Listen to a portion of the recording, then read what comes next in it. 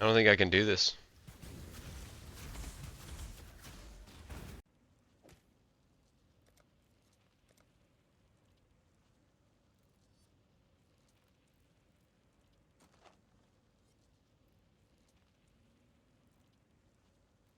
I know the...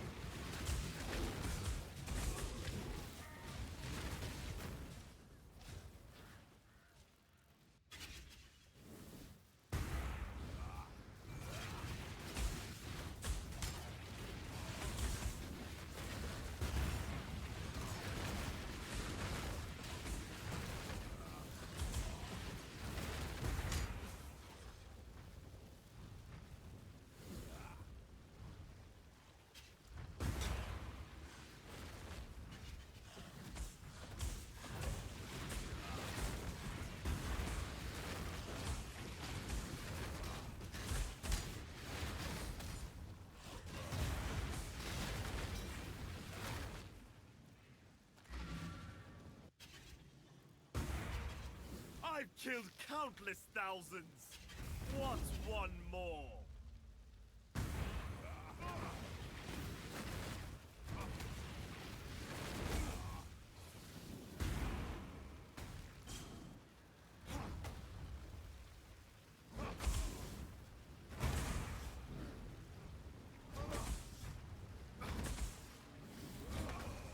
Face your lord!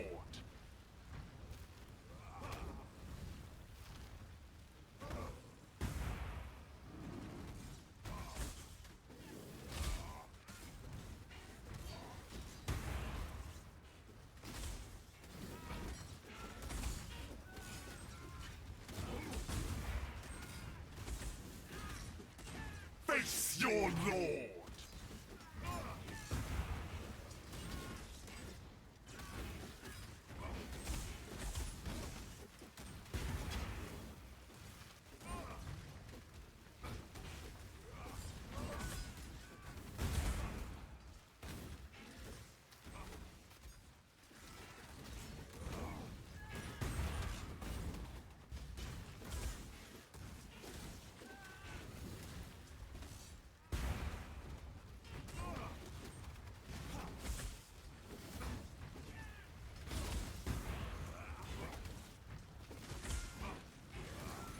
Obey the law!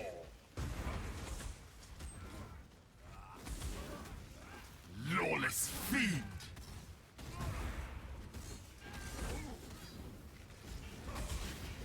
I shall crush you!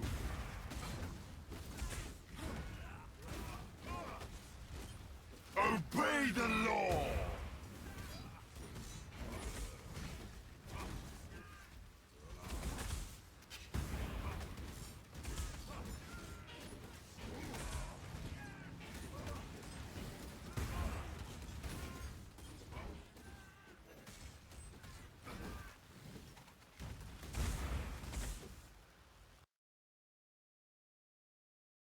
What a great game this is. Nothing like your entire skill being disabled in a boss fight.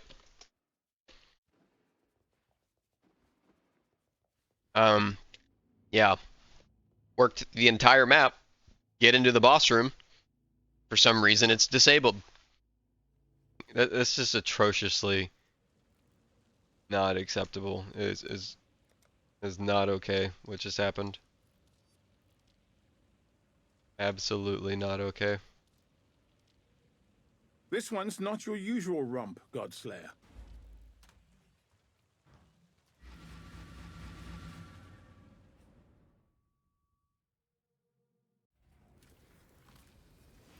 It's like he's hitting my totems over and over, but they're just not proccing Flamewood.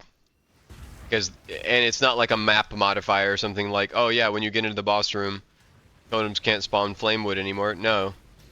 These are the things in games that like make people quit, right? Like, I don't know. Like that bug right there is pretty bad if you ask me. Oh, by the way, this character you've invested into can't do this boss because we forgot to make the boss hitting your totems proc the thing that the totems are supposed to do. Oops. Hey, how's it going? My name is Vashalas, if you didn't already know. Thanks for tuning in. Today is my Flamewood Totem Ancestral Commander, and just to get it out of the way, this is like the best build that I don't really want to recommend currently, because albeit very powerful and defensively capable, it is bugged in a couple of in-game fights like Drox, or, I mean, you know what, Whakawairua, kind of a bad example because that map is intentionally designed to be frustrating, but I'm sorry, if I can see my totem being hit, actively being hit, it has the hit animation around it, and it is not proccing Flamewood, I get a little upset. And you know, I don't know if that's due to my misunderstanding of how proximity shield works with Whakawairua. Sorry, that was a mouthful of syllables. And then for Drox, I think it's some like weird thing of like oh, the attack that Drox uses regularly isn't really like connected to an entity. These like specifications mean nothing to me as a player, and I find it just inherently frustrating that a skill as old as Flamewood still is suffering from something that I Googled. Top result of Google, by the way, and it was over 2 years ago that somebody mentioned this on like the bug forums. So there were no posts or replies allowed to be made on that forum post. I don't know why that was, but yeah, very concerning. 2-year-old bug that just completely prevents you from enjoying, I would say, a large reason of playing the game, which is bosses. Almost a sole reason to play the build, if you ask me, because this is certainly not a mapper, right? Like, I don't know. I'm sorry, I can't really like code it any way. I really don't want to sugarcoat this because I got really sad. I got really, really sad, and I want to say sad, not mad. For once, if you've ever tuned into me on stream, I'm certainly capable of anger when it comes to Path of Exile or any of my other frequent video games. I've spent a lot of time on them, and I feel like I'm aware of rather niche things, and so whatever. I get upset sometimes. I don't like to make it the focus of my YouTube channel, but with this, oh, it hurled me into a sadness. I could not escape the idea that I had just wasted a really big portion of my time, and it felt extra bad because of just how well-rounded the rest of the build is. And yeah, I really want to emphasize everything that I just said. It's why I'm saying it. I needed to take a break after coming to that conclusion. I haven't been playing. I've been trying to play. I've logged in trying to play like a strength stacking puppeteer. I've tried thinking about different POBs, and honestly, I'm just incapable of enjoying the game currently because I think I'm a little burnt out. And that's okay. I hope everybody else is still enjoying it. This video isn't to convince anybody that this game isn't still absolutely amazing. It's just, it stings a little bit that a bug as old as 2 years that completely bricks a build, if you ask me, is still here. So with that out of the way, yeah, I guess I'll go over it just so that if anybody else is interested in this as like some really slow tanky mapper. And again, this works in like a couple of fights, but it's the inconsistency that I find it's really not acceptable. I'm sorry. It's just not. It really is not acceptable to have a skill that says it functions in a specific way and you can visibly see that requisite being qualified for, right? Like I don't know how to like word that any differently, right? Like you can actively see it being hit and it just doesn't happen. So very, very frustrating. Yeah, I feel like I'm going in circles. So the Dark Seer, +2 to all spell gems. I'm using Rejuvenation Totem. It's like a defensive layer, but it's also an extremely high life value totem. I think the other options are like Decoy Totem or Devouring Totem, but I went with Rejuvenation Totem. Don't know if it's the absolute best. It's not a 21, but you would ideally have a Vol Rejuvenation Totem, level 21, 20% quality, because the quality is very important. It gives you more totem life, and that's what the build is all about. It gives you a huge flat value of fire damage from the totem's maximum life. As you can see there, 134% of totem's maximum life, and that has no scaling range, right? That is just up front. That is what the projectile does. And our totems right now have 10,603 life. That is crazy. It is not even max level. And these gloves that I have it socketed into, Black Zenith, you can double corrupt them for +2 AoE and then +2 aura. As you can see, Rejuvenation Totem here, it's a aura and it's an AoE skill. So that's +4 just from the gloves, and that life value skyrockets up per level.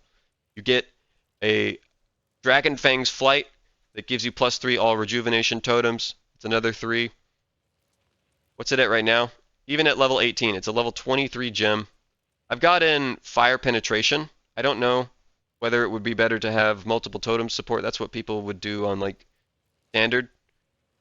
But I think Fire Penetration is a pretty good choice because if you get Awakened Fire Penetration, that's your source of fire exposure. But you could also do something like an Empower if you've got currency to blow. Concentrated Effect I think is a good choice because it will, correct me if I'm wrong, condense the spread of projectiles and hit your single target more often. Lori's Lantern, it's a placeholder. This ring, it's a placeholder. This helmet, it's a placeholder. But you want chaos resistance, you want elemental resistances. You can get whatever you want in the rings. I don't really care. I think another choice that's popular is you go like an Anathema, but you would have to rearrange the sockets that I've got ready for you because I don't really like the whole curse angle with every single character. Yeah, call me crazy. I don't care. But placeholder belt, corrupted blood immunity, hypnotic jewel. Sorry, I'm starting to stutter over my words. Torch oak step. These probably aren't the best choice. It's only 30% increased totem life, not more, but you know, you pick it up where you can. And it's also an easy way that you could turn this into at least an okay mapper. You can at least get it done with the totems reflect 100% of their maximum life. Because waiting for the projectiles while mapping is definitely resident sleeper. Rise of the Phoenix right now so that we can use Righteous Fire. I don't know if that's necessary, but it's what we're using. It's a good placeholder or a stepping stone until you get a better totem. Or sorry, not a better totem, but a better shield. You can level up with Sire of Shards. Before you get Sire of Shards, you can use a Quacholi. That's what I did. I think that's what it's called. Yeah, Quacholi. We're low life. I weapon swapped, so now I have to turn my R's back on. The R's that we're using are Arctic Armor, Tempest Shield, automation attached to a couple of things. I'll go over that in a bit. Summon Skitterbots, Vitality, Petrified Blood, Determination. Feel free to swap whatever you want around. I don't care. Righteous Fire, Automation, Molten Shell, and then Detonate Mines. You're like, Detonate Mines, what are you doing? Well, Wave of Conviction. That's our source of exposure until we would get Fire Penetration. And then you can use High Impact Mine, Charged Mines, Combustion, Minefield. And that'll be a source of Frenzy charges and Power charges. I don't really know how useful the Power charges are for us. It'll help us engage with Elemental Overload a little bit easier, but whatever. Frenzy charges are kind of what we're after there. Arrogance attached to the Tempest Shield and Vitality. Don't go with Clarity. You can level with Clarity, but eventually you'll pick up Eldritch Battery. And that will provide some usefulness for that energy shield that you are going to kind of ignore, right? So just use Eldritch Battery, pick up Fourth Vow, scale up that Chaos Resistance and Armor. I feel like that's the build. Did I forget to mention anything? Arctic Armor is kind of like dubious. You can pick up your freeze immunity from Soul of the Brine King if you want. I don't know what to use here instead, but Arctic Armor was like, you know what, if I'm stunned or something, maybe this will be useful, or... Yeah. I was kind of at the end of my rope whenever I started thinking about Arctic Armor. What else? I feel like I'm forgetting to mention something. Frostblink, Shield Charge, Faster Attacks, Flammability, Summon Skitterbots. Yeah, I'm just going in circles now, so let's talk about the Ascendancy. Ancestral Endurance, Ancestral Defiance, Forest of Ancestors, Toughened Skin. Wow. Super crazy Ancestral Commander Ascendancy nodes. all of these Ancestral Commander builds kind of like end up being the same except for like one Ascendancy node. These three right here where you get 3 minimum endurance, or sorry, not minimum, but maximum, and then basically Defiance of Destiny with double armor from your body armor. It's just so powerful. So not really anything crazy other than, yeah, you get +1 totem. You don't even have to use that, right? I don't even know if this is like a good choice, but I was like, I'm a totem build. I want to pick the totem thing. I wanted to pick Spirit of Calm, but you really just can't argue it against some of these other nodes down here, so a little bit of a bummer there. The rest of it is a lot of defense, a lot of life, a lot of jewel sockets, maximum elemental resistances, reduced extra damage from crits. The build is just inherently strong because of the way Flamewood works off of the life value from your totem of choice. I like leveling with Searing Bond sometimes just because it helps me clear packs a little bit easier while leveling, and it also helps deal with the clunkiness early on. But yeah, maybe that's why this like stung more than usual. Is I was also planning on Flamewood kind of being my 3.26 league starter. So it's not like I've just spent a fledgling amount of time on this. Like, you know, I don't know how long it's been since my last video, maybe a week or something. But yeah, it's not like I've only spent this like last week or so on this build. I've been thinking about Flamewood for quite some time and planning on enjoying it for some time to come. But yeah, when you run into a bug, man, it's just so depressing. So anyways, sorry to go off on a tangent there. Trauma dumping on you guys. Pick up Inexorable so that whenever you hit, you have a chance to gain an endurance charge. That's going to make you pretty darn tanky. As the Mountain, you want block chance. Really, it's just such a strong interaction from Flamewood that you can just pick up so much defensive options from the passive tree. Safeguard, Sovereignty. The only offensive nodes that you're really taking are like Shamanistic Fury, Ironwood. You can also, you have a lot of wasted strength, so you can turn that strength into more totem life with tattoos of the Namahu Woodcarver. Elemental Overload because we're not a crit build. I like to use Brutal Restraint with Balbala, so if you want a Life Flask, feel free to do that, but this gives us a whole heck of a lot of maximum resistances, and life regeneration rate is certainly not a pain point of the build. Just chilling right now, I have 813 life regeneration, and then when we use our totem, we go up to 1,267 life regeneration. That's pretty good. Not like bonkers crazy, but for a petrified life build, yeah, that's pretty good. Mana reservation efficiency, more block chance. And you can, you know, you guys have heard me talk about Balbala before. At least hopefully you have at this point. It's in almost every single one of my build videos.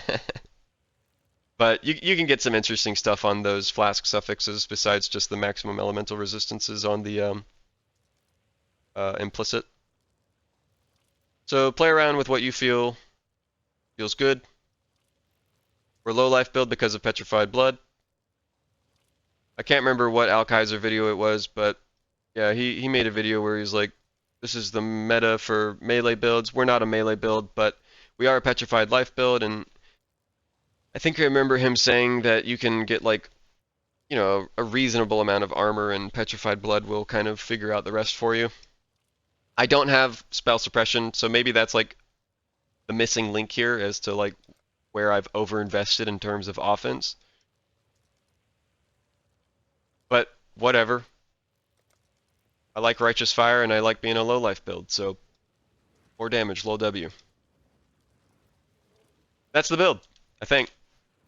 I don't know if I forgot to mention anything. You can use whatever tattoos you like. You have a lot of unnecessary intelligence as well that you could probably spend on the Rongokurai turtle tattoos that make you take less damage from critical strikes as well.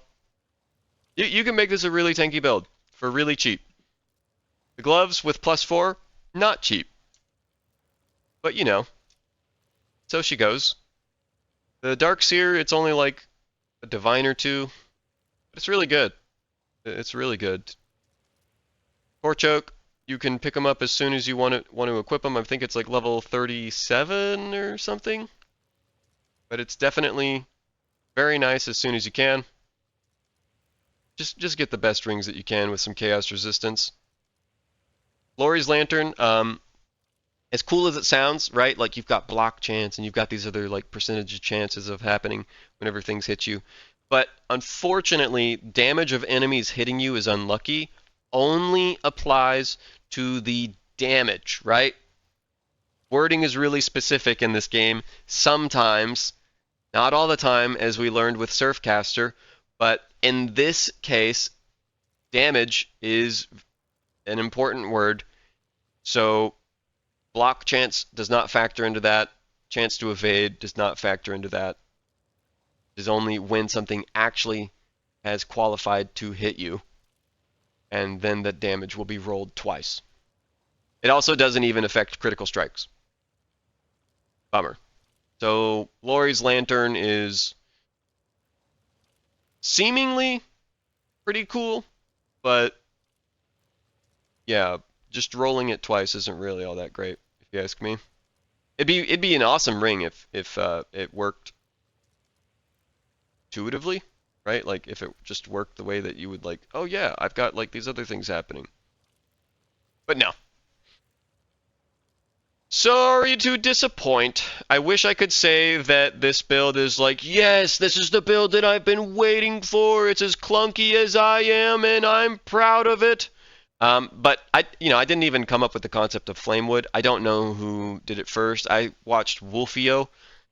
I don't even think Woolfio is making PoE content right now anymore, but yeah, that's who I first saw talking about Flamewood Totem, and I was like, you know what, Ancestral Commander seems a perfect pairing for some Flamewood action.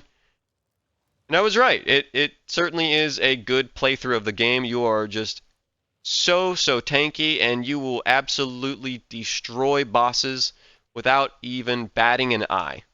It's a super good build, but I just cannot recommend it because of those bugs. I just don't want anybody to experience that same feeling of like, oh man, this is just kind of like, I don't even want to say it. It's just too difficult to like get through as an emotion almost, right? It's so soul crushing to like spend your time on something that is like actually going well, and then it's just completely ripped out of your control. I'm fine with things not being tauntable all the time. In fact, I prefer that because it makes me feel like I have a way to express skill with this spell that I've been using, right? Like, if a boss uses a skill and I put the totem down in the way of that skill, I feel smarter because I realized how to beat the boss that isn't tauntable. But whenever I can still do that, force the boss to hit my totem because of positioning, right? Like appropriate positioning of the totem and planning, I just actively see it get hit. And nothing happens. Nothing. And it's not even like, well, are you sure that it didn't just get hit and it's just on cooldown because of Black Zenith? Yes. Trust. Quite some time. Mulling over what I could do or what I did wrong. I spent a good portion of time yelling about it on stream of like, what? Like, okay. Yeah. So I needed a break. I think I still do need a break. This will be my last video for Legacy of Phrecia. I feel very sad that this is where I like leave Legacy of Phrecia, looking back at how excited I was. But I don't know what else to do. I can't really like, I tried playing the Puppeteer, I tried playing another build, I just can't really bring myself to to level again. I've been chilling out on old school RuneScape, playing some World of Warcraft on retail. It's been okay. Old school RuneScape is always chill though.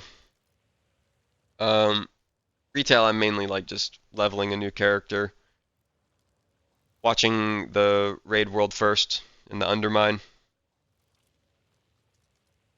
Started playing a little bit of Split Fiction with Abby. That game is incredibly fun. Yeah, well, it's a PvP game now. So what do I do with this weapon? It's your weapon. It doesn't look like a weapon. Treat it with respect.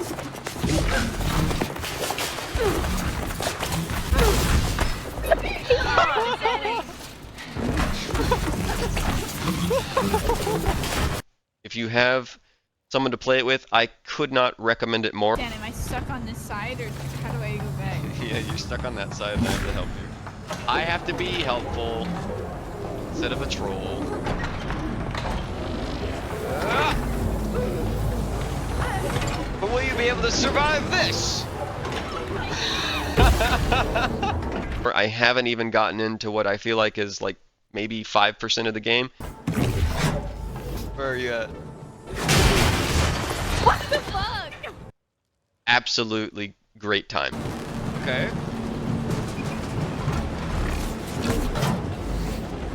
Does that help you? Yeah.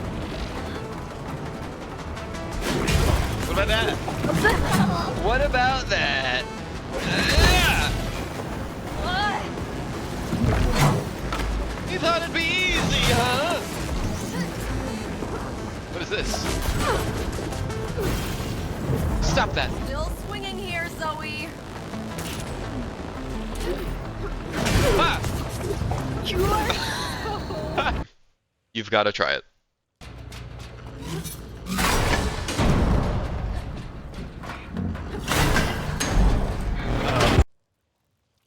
Next, I want to talk about my plans coming up for some of the like ARPG scene. Path of Exile 2 has some teasers coming out. I'll be reacting to those in the near future. I'm still super excited for Last Epoch. I heard that there was some drama. Yeah. I don't know what else to say. I feel like this video is a little bit of a downer.